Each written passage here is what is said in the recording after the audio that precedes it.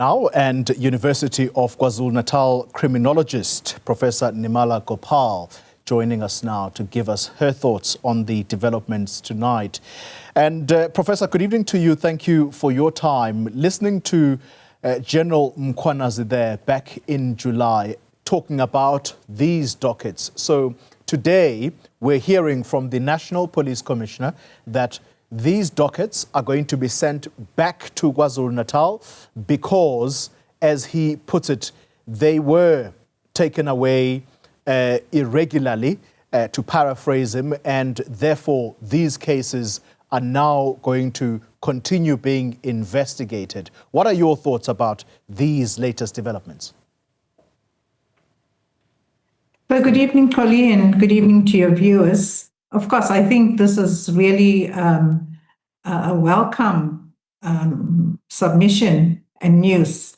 And I think largely because it's showing us that there's credibility in what Commissioner Mkhwanazi had actually revealed. So I think it's very positive. It's in some ways it might start to restore the confidence in the criminal justice system as well. So I'm sure the country is welcoming this as well at this stage. Yeah, because the country is desperate to see some action. Basically, it's desperate to see people being arrested. When you listen carefully to Mkhwanazi, he even makes the point that some of them were so far advanced that people were actually about to be arrested. Do you think that that is likely to be the case as soon as these dockets get to his team in KwaZulu-Natal, that we're going to see new rounds or fresh rounds of arrests as we have seen up here in Gauteng?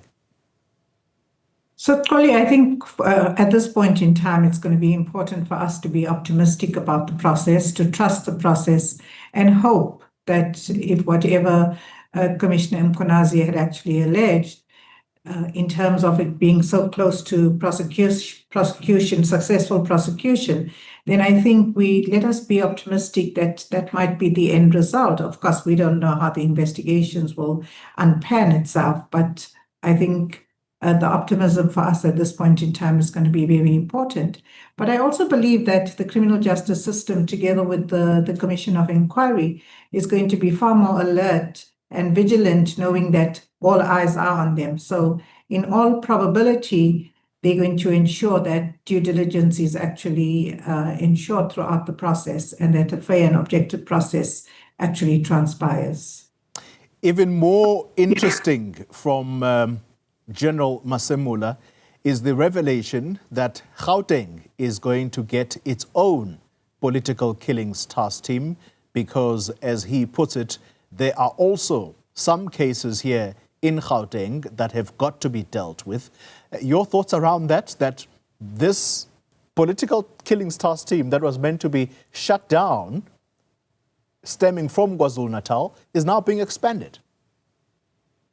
Yeah, again, I think it's, showing us, bringing back the trust and confidence in, I think, both the presidency, but also in the criminal justice system, because the fact that we want to re-energize a task team in Gauteng is telling us the urgency of this particular issue in South Africa. And definitely the ruling party knows what's good for them in their interest, especially since elections are looming as well. They've got to pull out all stops to make sure that they are able to still garner votes. And I think this is a very critical turning point for them in the political history of the country as well. We can't overlook, Professor Gopal, the developments this week as well.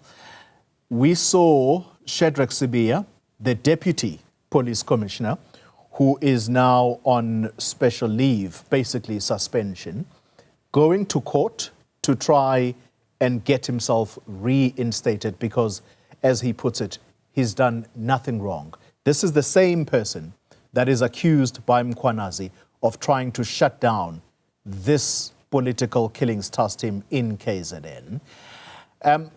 Are we dealing with a very divided police management at the top, or is that